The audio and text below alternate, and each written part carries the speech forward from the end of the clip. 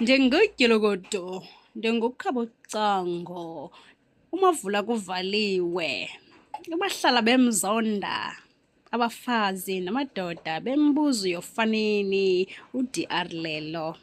Kukude apho ndisuka khona, ndiwanqumle ndiqheqhetheka amawana amaxethuka, bendihleka ndithi ukuzijonga ndiyaxakeka. Ndinyamezele lithi nxeba lakuqopha ndingajongeki ngaphakathi iintlungu ziyahlameka bendibiza ngegeza.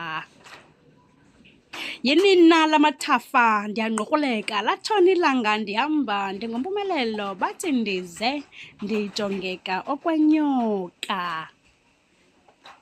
Nkosi ngubanina oya kundonga ndihamba ndilala kwezi ndonga sebendibiza ngamagama obudenge.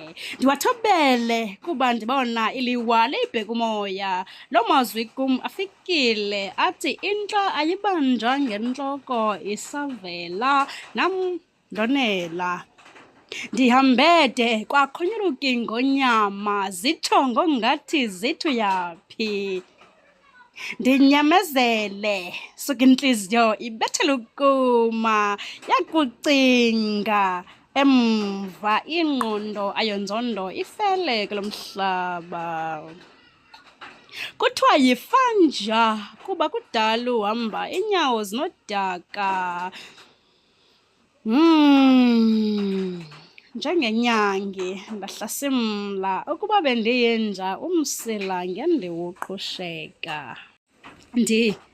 Ndingunkulumozi yamlandela kodwa azimnamathele. Ukuba bezimnamathele ngaba andisekho kulo mhlaba, iinkomo zitya phezu kwam.